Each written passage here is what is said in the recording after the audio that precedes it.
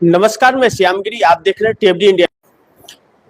अब ऐसे बिहार की राजनीति के अंदर जो गर्माहट आ गई है, नीतीश कुमार अचानक सीएम आवास से निकलते हैं गवर्नर हाउस को और एक हड़कंप सी परिस्थिति मच जाती है। इसके पहले नीतीश कुमार बैठक करते हैं बिहार के अंदर जेडीयू का।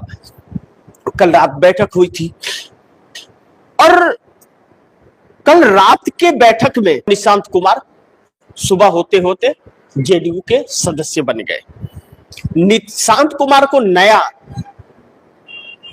एंट्री है जेडीयू के अंदर, और अगर नीतीश कुमार राज्यसभा जा रहे हैं सांसद चुन करके और निशांत कुमार की एंट्री हो रही है सांसद चुन करके और निशांत कुमार की एंट्री हो रही है, तो जिस जेडीयू कार्यकर्ताओं ने मांग की थी कि जेडीयू का होगा, भाजपा को मंजूर नहीं, उसी वक्त भारतीय जनता पार्टी का दांव उल्टा पड़ गया। कार्यकर्ताओं ने जिस तरह जेडीयू के नेताओं को घेरा, जिस तरीके से और जिस तरह सवालों के बौछार कर डाले, वह उन नेताओं जेडीयू के नेताओं के लिए एक ऐसा पल था कि जैसे किसी एक व्यक्ति को 50 लोग घेर ले चारों तरफ से और वहीं पे वह छटपटाता रहे। वही हाल नेताओं का हुआ था। अभी इस तरह सिर्फ एक नेता का नहीं हुआ, कई नेताओं का ये हाल हुआ पटना के अंदर। और वह नेता समझ गए कि उन कार्यकर्ताओं का कहना था कि हमारी बातों को ले जाकर के नीतीश तक पहुंचाया दिया जाए। वह नेता समझ गए कि अब इन कार्यकर्ताओं की बात और जिक्र नीतीश के सामने नहीं की जाएगी तो इनका घूम पाना दुश्वार हो जाएगा, और बहुत सारे नेता गाड़ी घुमा घुमा करके भागने लगे। ऐसे में जब बीती रात नीतीश कुमार की बैठक हुई जेडीयू की, तो निशांत कुमार के हवाले जेडीयू करने के एक अहम फैसला हुआ। अब जेडीयू का कार्यभार निशांत कुमार संभालेंगे, लेकिन सीएम फेस पर जो पेच फंसा, वह पेच बहुत दुविधाजनक है, क्योंकि भारतीय जनता पार्टी नीतीश कुमार का एग्जिट प्लान चाहती ही इसीलिए थी कि भारतीय जनता पार्टी का सीएम।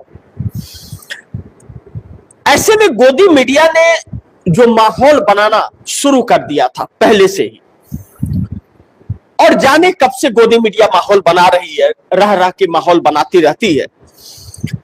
ऐसे में भारतीय जनता पार्टी के हाथ आया हुआ मौका सीएम का, जब सम्राट चौधरी और नित्यानंद राय के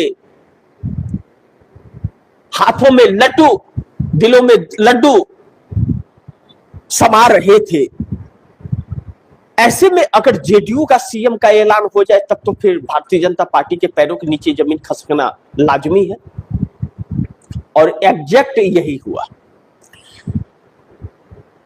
अब जेडीयू के कार्यकर्ता कह रहे हैं कि भाजपा का सीएम हमें मंजूर नहीं। जेडीयू के विधायक कह रहे हैं कि भाजपा का सीएम हमें मंजूर नहीं। फिर भाजपा के पास बहुमत कहां है कि वह अपना सीएम बना लेगी? कहां है? अब यहीं से खेल पलटना शुरू हो गया। अब नीतीश कुमार ने बैठक में यह बात कह दी कि हम दिल्ली जरूर जा रहे हैं, लेकिन आप सबका हम ध्यान रखेंगे, और जेडीयू का ही सीएम होगा,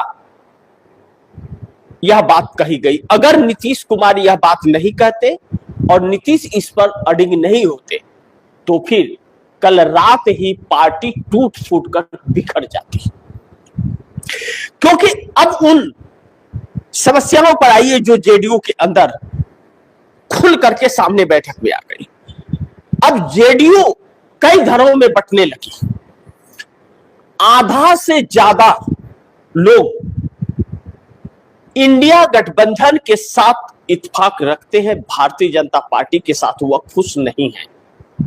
सरकार में भी। और ललन सिंह और संजय झा का जो खेमा है, ललन सिंह और संजय झा का खेमा, वह भारतीय जनता पार्टी के साथ ही चाटुकारिता करना चाहता है। अब ऐसे में ललन सिंह और संजय झा ने और भी घुट्टी नीतीश कुमार को पिलाई थी, नीतीश की पार्टी तोड़ने की और नीतीश को इंडिया गठबंधन से एनडीए में लाने की जो साजिश रची थी। और अब उन्हें हटाकर जो सीएम भाजपा का बनाना चाहते थे, एक झटके में कार्यकर्ताओं ने उसे धराशायी कर दिया और नीतीश कुमार को यह स्वीकार करना पड़ा। अब जेडीयू का वह कौन व्यक्ति होगा, जेडीयू का वह कौन व्यक्ति होगा सीएम, क्या निशांत कुमार होंगे या फिर मनीष वर्मा होंगे? ललन सिंह और संजय झा में तो किसी को बिल्कुल नहीं, क्योंकि वह दोनों भारतीय जनता पार्टी के ही पिट्ठू हैं। अब नीतीश कुमार अपने भरोसेमंद को ही बिठाएंगे और आरसीपी सिंह अब बहुत जल्द जेडीयू में आकर के शामिल भी होंगे। अब ये सब कुछ चल ही रहा था कि तब तक एक परिस्थिति और बनी कि नीतीश कुमार गवर्नर हाउस निकल पड़े। नीतीश कुमार जब गवर्नर हाउस गए सीएम आवास से, तो लोगों ने सोचा कि इस्तीफा देने जा रहे हैं। लेकिन पिछली बार जैसे हुआ, पिछली बार जिस तरह से हुआ कि गवर्नर हाउस इस्तीफा लेकर के गए, लेकिन इस्तीफा दिए बगैर चले आए थे। लेकिन इस बार वह इस्तीफा लेकर नहीं गए थे, गवर्नर से मिलने गए थे। अब गवर्नर से दो कारणों से मिला जा सकता था, या तो नए सीएम या नए मंत्रिमंडल का विस्तार होना होगा तो, और या फिर गवर्नर की विदाई हो रही थी, उसमें विदाई संदेश देने गए होंगे, उनको धन्यवाद देने गए होंगे कि इतने दिन आप रहे। लेकिन इन बातों पर गौर देना बहुत जरूरी है कि नीतीश कुमार ने जैसे ही राज्यसभा का नामांकन किया, वैसे ही गवर्नर बदल गए। केरल के गवर्नर को यह बुलाया गया है, तमिलनाडु के पूर्व आईएएस अफसर भी है और वह नरेंद्र मोदी के अच्छे चाटुकारों में से एक है। और यह भी खबर निकली कि नीतीश कुमार के यह फैसला लेते ही कि नीतीश कुमार राज्यसभा जाएंगे, 30,000 करोड़ रुपए का बजट सेंशन कर दिया गया बिहार को।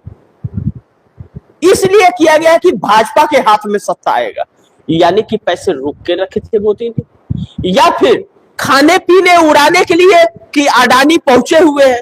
और आप दर्शक इस बात को ध्यान रखिए, जहां जहां अडानी पहुंचता है वहां वहां नरेंद्र मोदी का बजट खूब जाता है। महाराष्ट्र में हर जगह जहां जहां अडानी जाएगा वहां वहां मोदी का बजट जाएगा, क्योंकि वो पैसे अडानी को इनडायरेक्टली देने हैं। अब गौतम अडानी को बिहार में 1 रुपए की लीज पर 1100 एकड़ की जमीन दी गई है।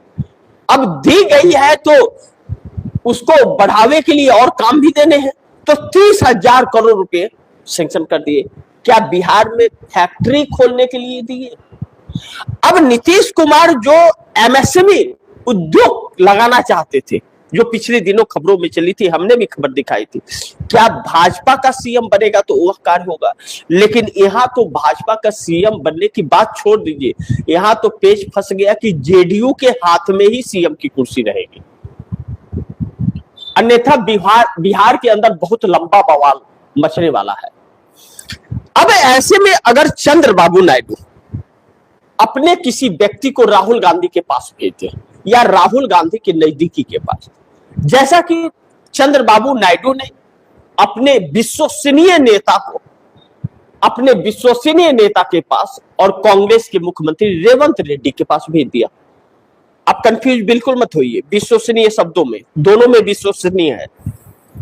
वजह यह है, मैं आप दर्शकों को समझाऊं कि रेवंत रेड्डी जो कांग्रेस के राहुल गांधी के बहुत विश्वास पात्र है और एक युवा चेहरा है, तेलंगाना के मुख्यमंत्री, वह पहले तेलुगु देशम पार्टी में थे जब आंध्रा और तेलंगाना एक था।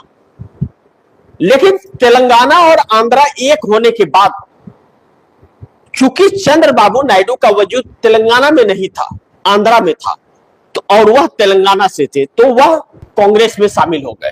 कहा जाता है कि चंद्रबाबू नायडू की सहमति से हुए थे और कांग्रेस के उतने ही विश्वास पात्र बन के रह गए रेवंत रेड्डी जितना विश्वास पात्र तेलुगु देशम पार्टी में थे।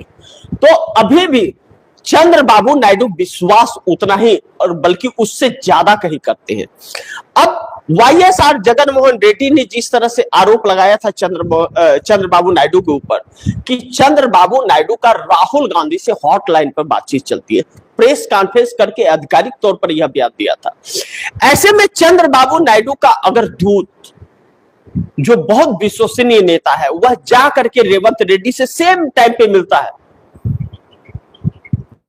तो फिर क्या मान ले कि चंद्रबाबू नायडू कांग्रेस के संपर्क में है, और यह मानना भी जरूरी है। अब दूसरा पहलू, चंद्रबाबू नायडू स्वयं भी रेवंत रेड्डी से मिलना जुलना उनका अब ज्यादा हो गया और बैठकों का दौर। पिछले दिनों इंडिया गठबंधन की तरफ से अखिलेश यादव भी हैदराबाद का दौरा किए, तेलुगु देशम पार्टी और बीआरएस के नेताओं से मुलाकात की और कहा कि आइए केंद्र में नई सरकार बनाती है, लेकिन उसके बाद बैठ से गए। लेकिन अब एक ऐसी परिस्थिति आ गई है कि भारतीय जनता पार्टी के लिए आगे कुआं और पीछे खाई वाली स्थिति उत्पन्न होकर के रह गई है। ऐसे हालात में भारतीय जनता पार्टी बहुत सदमे में है। नरेंद्र मोदी को एक ऐसे मौके पर जब दुनिया तहस नहस हो रही है तो उधर ध्यान न दे करके ऐसी क्या नौबत आ गई कि नीतीश कुमार को एग्जिट प्लान करके अपना मुख्यमंत्री बनाने की जरूरत पड़ी, क्योंकि नरेंद्र मोदी की सरकार बहुत बुरी तरह से फंसी है। आने वाले दिनों में कान पकड़ के उठा करके फेंकने वाली नौबत आ सकती है, जो हालात देश में उत्पन्न हो गए हैं। नरेंद्र मोदी ने इस देश के साथ छल किया है, ठगा है, धोखा दिया है, ऐसे साबित होते जा रहे हैं। और नरेंद्र मोदी ने इस देश को अमेरिका का कठपुतली और गुलाम बना दिया है। यह साबित हो गया ट्रंप के एक आदेश से कि उन्होंने आदेश दिया कि जाओ 30 दिन का वक्त देता हूं, रसिया से जितना ऑयल चाहिए खरीद लो। जैसे ट्रंप की बपौती है भारत और नरेंद्र मोदी की है कि यह जो कहेंगे वही होगा, यानी कि गुलामी की राह पर इस देश को ले जाकर के ढकेल दिया है। ऐसे में अविश्वास प्रस्ताव लाने की जो एक तैयारी इंडिया गठबंधन की होती हुई नजर आ रही है, अगर इंडिया गठबंधन लाया तो नरेंद्र मोदी सरकार को उखाड़ फेंकेगा वह अविश्वास प्रस्ताव। लेकिन 9 मार्च से 13 अप्रैल तक का चलने वाला पार्लियामेंट सेशन नरेंद्र मोदी के लिए दिन में तारे दिखाने लायक होगा।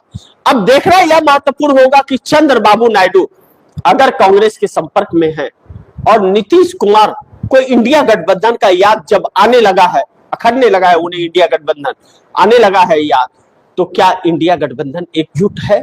और यह मौका को छोड़ेगा नहीं, इस मौके का फायदा इंडिया गठबंधन उठाएगा, नरेंद्र मोदी सरकार को बदल देगा, यह देखना बड़ी महत्वपूर्ण होगा। बाकी आप दर्शकों की क्या राय है, आप दर्शकों के क्या सुझाव है, कमेंट बॉक्स में जरूर दीजिएगा।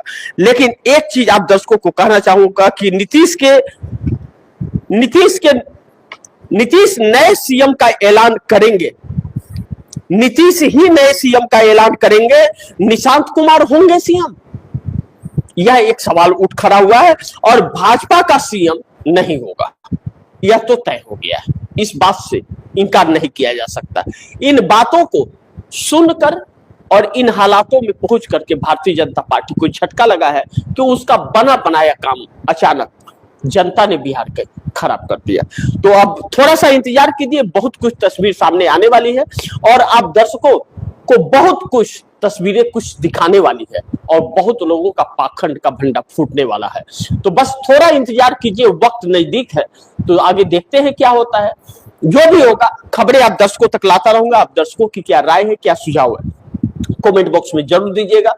इस खबर को ज्यादा से ज्यादा शेयर कीजिएगा, अपने दोस्तों को भी कहिएगा आगे शेयर करें। आपने अगर टीएफडी इंडिया न्यूज 24 को सब्सक्राइब नहीं किया, सब्सक्राइब कर लीजिए, अपने दोस्तों को भी कहिएगा टीएफडी इंडिया न्यूज 24 को सब्सक्राइब करें। मिलते हैं अगली खबर के साथ, तब तक के लिए नमस्कार।